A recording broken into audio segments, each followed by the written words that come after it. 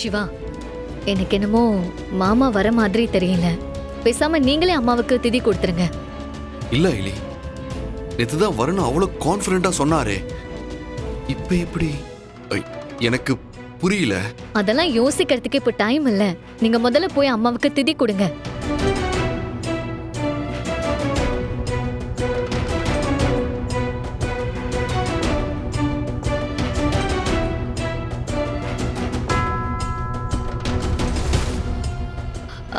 என்னாச்சு? நீங்க எந்திரிச்சு வந்துட்டீங்க. திதி கொடுக்க வேண்டிய டைம் முடிஞ்சிருச்சுமா. உச்சி போயிருச்சு.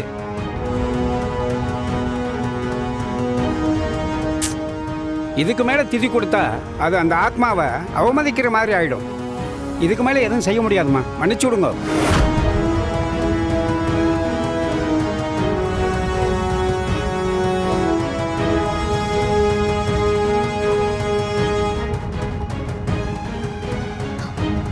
சிவா, ஏமாத்திட்டாருல,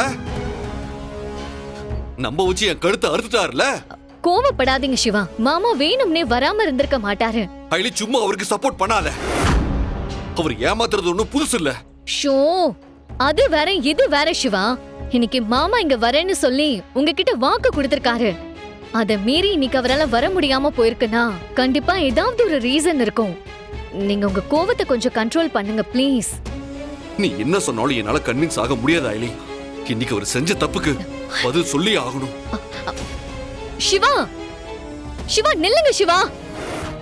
உங்க கையால திதி கொடுத்தா அம்மாவோட ஆத்மா நிம்மதியா சாந்தி அடையும்.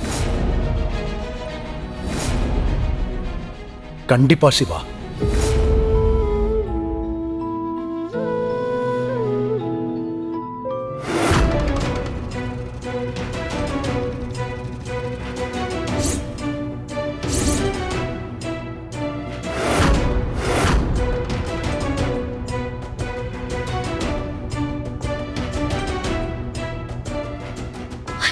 சிவா, சிவா கொஞ்சம் பொறுமையா இருங்க.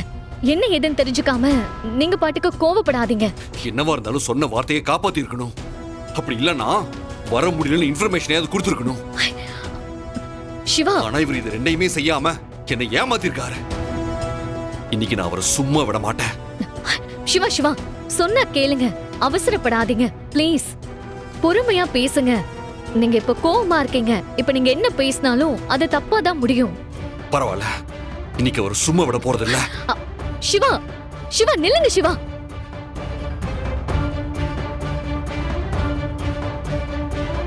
நான் கூப்பிட்டு போய் வர முடியாதுன்னு சொல்லிருக்கலாம்ல.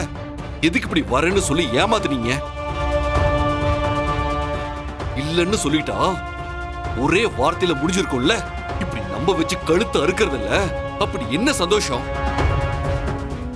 நீங்க வரேன்னு சொல்லாம இருந்தா கூட பரவாயில்ல. எல்லா வருஷம் மாதிரியே இந்த வருஷம் நானே அம்மாக்கு திதியை கொடுத்திருப்பேன். ஆனா நீங்க கண்டிப்பா என்கிட்ட வரேன்னு சொல்லி வாக்கு கொடுத்துட்டு, உங்களுக்கு என்ன, நீங்க ஈஸியா அந்த வாக்கை மீறிட்டீங்க. ஆனா அதுக்காக அனுபவிக்கிறது நானும் என் அம்மாவும் மட்டும்தான். உங்களுக்காக நான் மட்டும் காத்திருக்கல, நிச்சயமா அம்மாவோட ஆன்மாவும் நீங்க வருவீங்கன்னு காத்திருந்திருக்கும். அவங்களால போனதுக்கு அப்புறம் நிம்மதியா இருக்க முடியுதா?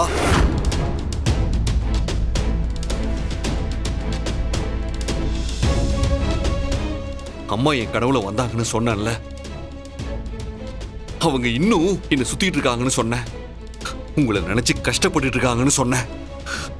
அதனாலதான் உங்க கையால அவங்களுக்கு திதி கொடுக்கணும்னு சொன்னேன். ஆனா நீங்க எனக்கும் என் அம்மாவுக்கு இப்படி ஒரு தண்டனை கொடுத்துட்டீங்கல்ல. இங்க பாருங்க, இப்ப சொல்றேன், நல்லா கேட்டுக்கோங்க. இதுக்கப்புறம் நான் உங்களை எதுக்குமே எதிர்பார்க்க போறது இல்ல. நீங்களே ஒரு நாள் என்ன கூப்பிடுவீங்க. அந்த நாள் கண்டிப்பா வரும்.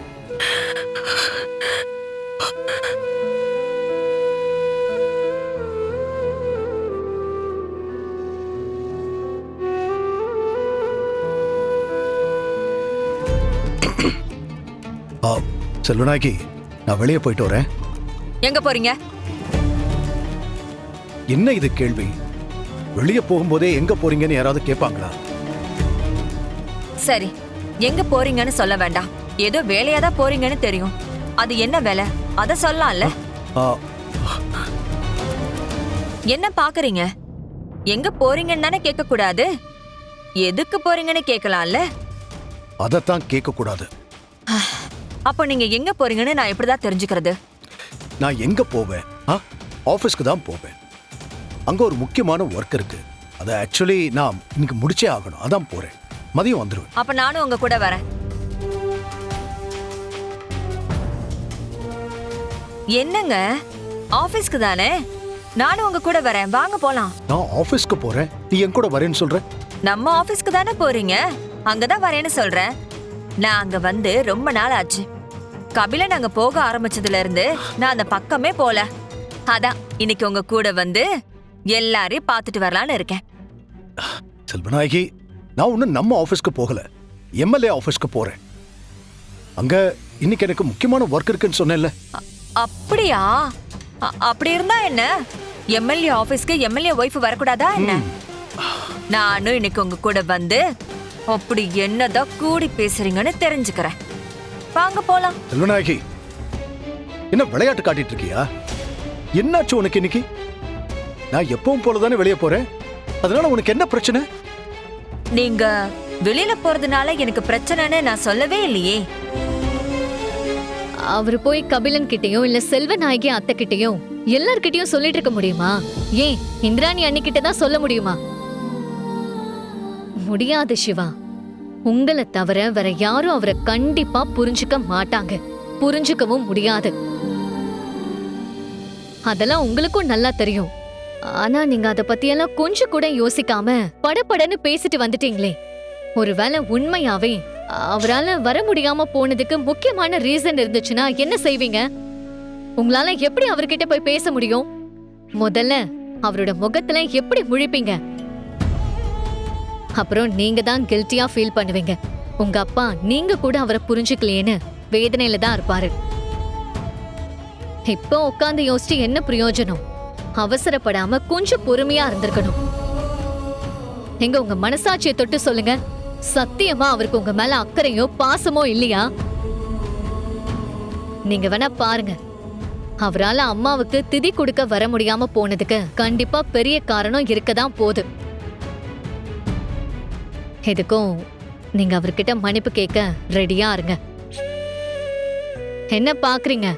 நான் சொல்ற மாதிரி நடந்தா உங்க அப்பா கிட்ட மன்னிப்பு கேப்பீங்களா மாட்டீங்களா?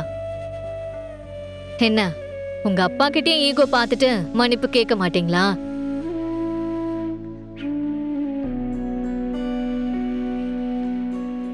ஐலி, அப்பா கிட்ட எனக்கு என்ன ஈகோ? நீ சொன்ன மாதிரி மட்டும் அவர் வராம இருந்ததுக்கு ரீசன் இருந்துச்சுன்னா நான் அவரோட காலில் விழுந்து கூட மன்னிப்பு கேட்பேன்.